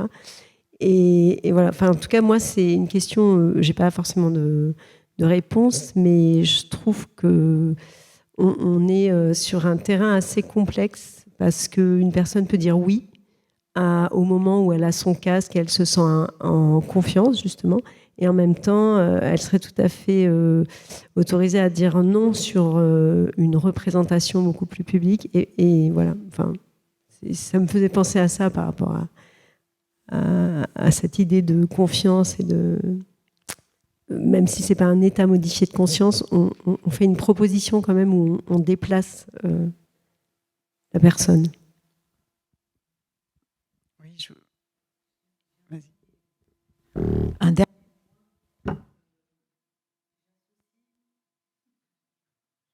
J'associe sur le fait que... alors, pour répondre à la question sur le traumatisme qui a été posée, donc moi, dans ma pratique hospitalière, j'ai pas vraiment de patients qui présentent des profils marqués au niveau du psychotrauma. C'est plutôt dans ma pratique expertale. Et récemment, en étant passée à la barre pour un procès d'assises, j'ai eu donc une victime à expertiser, que j'ai expertisée il y a 2 ans. Et donc je peux en parler, là le procès est fini. Elle est, au moment d'aller à la barre, elle s'est littéralement effondrée. Et donc son avocate m'a demandé d'être proche. Alors, parce qu'elle est sortie sur le parvis du palais de justice. Et pour moi, c'était un événement que je n'avais jamais vécu, qui montrait à quel point elle était plongée dans le souvenir des événements absolument barbares qui lui étaient arrivés. Et donc moi, je ne savais pas si je pouvais intervenir, parce qu'en fait, c'est très protocolisé, les prises de parole. Et au sortir de ce procès, je me suis dit à quel point je peux mesurer l'importance de la temporisation et de l'ordre donné par un président de cour d'assises pour la prise de parole. C'est vraiment d'une utilité fondamentale pour que le sujet puisse reprendre un chemin de restructuration avec, bien évidemment, dans son histoire, un marquage qui sera quand même présent. Et l'effet que ça peut avoir sur soi aussi d'être confronté à cette temporisation où aucunement la parole n'est coupée. Voilà, alors, j'associe ça avec le fait aussi que depuis quelques années, quand les femmes subissent des violences, elles peuvent aller porter plainte et elles sont entendues dans leur dépôt de plainte, alors qu'avant, certaines phrases leur étaient renvoyées qui n'étaient pas très appropriées pour le respect de leur vécu et authentifier une souffrance liée à un événement traumatique. Là, pour le coup, quand on arrive sur un procès en assises et qu'on vit à tous les niveaux, quelques représentants, participants de l'audience, cette temporisation avec aucune parole coupée permet de sentir en soi, même à mon niveau, combien il peut y avoir un passage à autre chose, une association d'idées, un redémarrage positif pour la personne. Voilà. Oui, merci beaucoup. Je vais rebondir justement sur ce que vous dites, Isabelle, sur cette notion clé d'un espace où aucune parole n'est coupée. Je crois que c'est effectivement bien sûr ce qui réunit l'ensemble de vos interventions et de vos approches, qu'elles soient cliniques ou artistiques. Et c'est vrai que pour aussi rebondir à nouveau sur le territoire médian de l'art. Vous avez effectivement, vous en avez parlé, Anne-Julie et Anne-Laure, mais la question aussi de faire communauté, puisque c'est bien de cela dont il est question, de relier les pratiques artistiques, les recherches artistiques et les composantes de la société, notamment en l'occurrence des courants de psychiatrie communautaire, dans lesquels nous sommes tous apprenants et apprenantes et qui ouvrent les perspectives aussi bien de perception de tout un chacun, mais aussi celle du soin. Et c'est vrai que pour rebondir aussi, et peut-être pour conclure, puisque je crois qu'on approche de la fin, donc peut-être qu'on pourra prendre éventuellement une dernière question, mais on va s'arrêter dans quelques instants. C'est vrai que dans les groupes de réflexion citoyens qui ont lieu de manière mensuelle au 3 Bicef, ici au Centre hospitalier Montperrin, dans le cadre de la démarche du réseau Art Soins Citoyenneté, il est très souvent dit, donc par des paroles multiples qui croisent aussi bien celles d'artistes, de citoyens et citoyennes, de personnes concernées, de patients, patientes, de soignants, soignantes, qu'il est hautement nécessaire d'ouvrir des espaces d'écoute. Et c'est vrai que ce terme revient très souvent sans effectivement une expression libre et qui peut être aussi envisagée hors des cadres de dispositifs institutionnels. Et je pense qu'effectivement toute la question de faire communauté autour de l'écoute, elle relie et elle permet justement ces nouvelles approches. Vous êtes aussi plusieurs à avoir parlé dans les pratiques de soins de s'affranchir de biais cognitifs et de se positionner différemment dans l'écoute. Est-ce qu'il y a peut-être une toute dernière question, que ce soit en présentiel, dans la salle ou en visio ?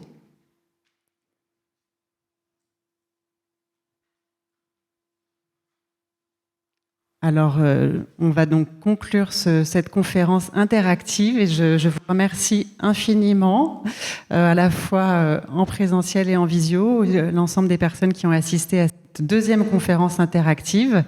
La troisième conférence interactive aura lieu le jeudi 18 décembre dans ce même amphithéâtre de 10h à midi et elle s'intitule « Soutenir les pratiques orientées rétablissement en santé mentale, un paradigme de société ». Et on profite également au niveau de l'antenne. Je profite au niveau de l'antenne de rebondir également sur le travail de l'ensemble de l'antenne, parce que nous avons du coup le mois prochain la journée de travail de la 7e antenne de la chaire de philosophie à l'hôpital, organisée par le comité d'éthique, sur la question de la contenance et de la contention dans le secteur de la psychiatrie et ailleurs, avec des interventions extrêmement variées du professeur Lecause, qu'on ne présente plus dans la région de par son expertise dans la question de l'éthique, mais aussi du professeur Richat, qui siège au comité consultatif d'éthique libanais, et également du docteur Lagier, qui s'avère être un des médecins de l'hôpital de Valvert, qui pratique une dynamique zéro contention depuis les années 90 maintenant déjà. Et nous avons également le docteur et professeur Sfelarzo, qui est spécialiste de la question de la contention et qui intervient en tant que spécialiste de la contention, en tant que docteur en médecine, gynécologie en l'occurrence, mais aussi docteur en droit de la santé. Donc on vous aide évidemment que ce soit... alors on n'aura pas nécessairement de présence en visio, mais si vous avez la possibilité de venir du coup en présentiel, vous êtes invité bien entendu, et vous pouvez retrouver du coup le lien d'inscription sur le site de l'hôpital de Montperrin pour l'ensemble des conférences et de la journée de travail de notre 7e antenne. On vous remercie tous de votre présence et on vous souhaite une très bonne journée.